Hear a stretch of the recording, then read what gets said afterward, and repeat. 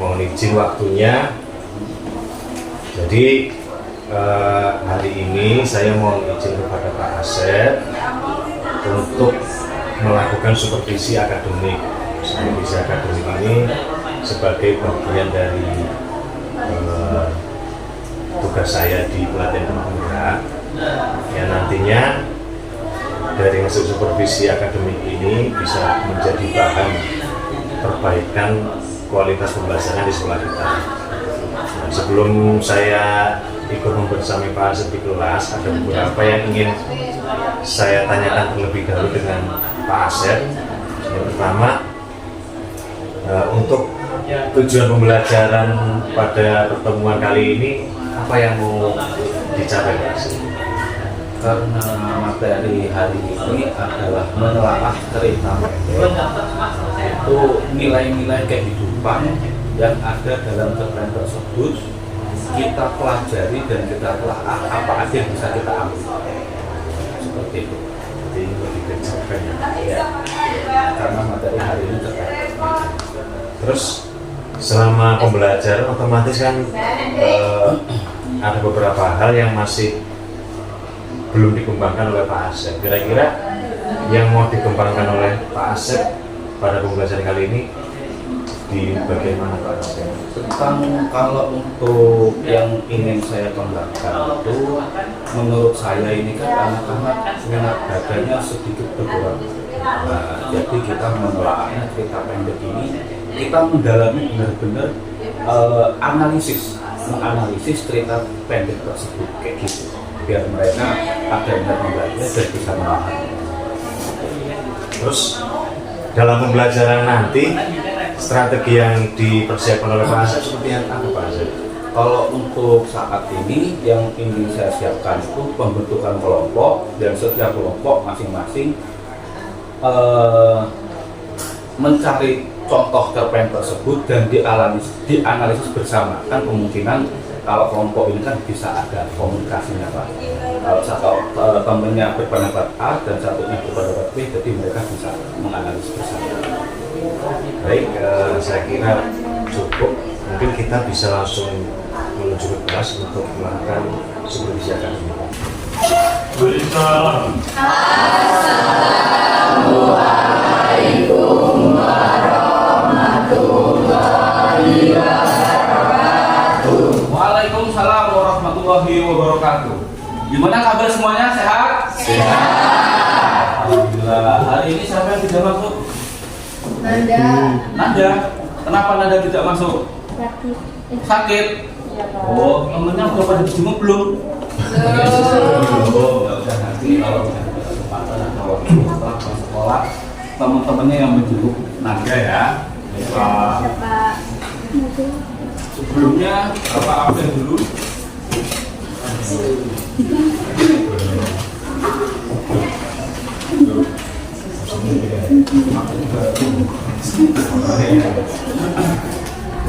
Aldi. Apa?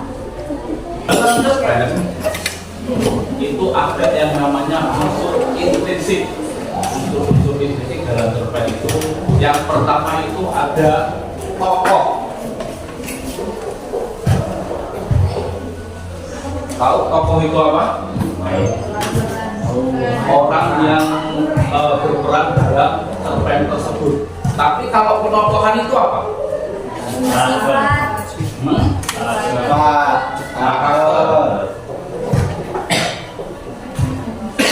Penokohan itu ada yang baik, ada yang jahat, ada yang setengah baik, setengah jahat. Kalau jahat itu namanya apa?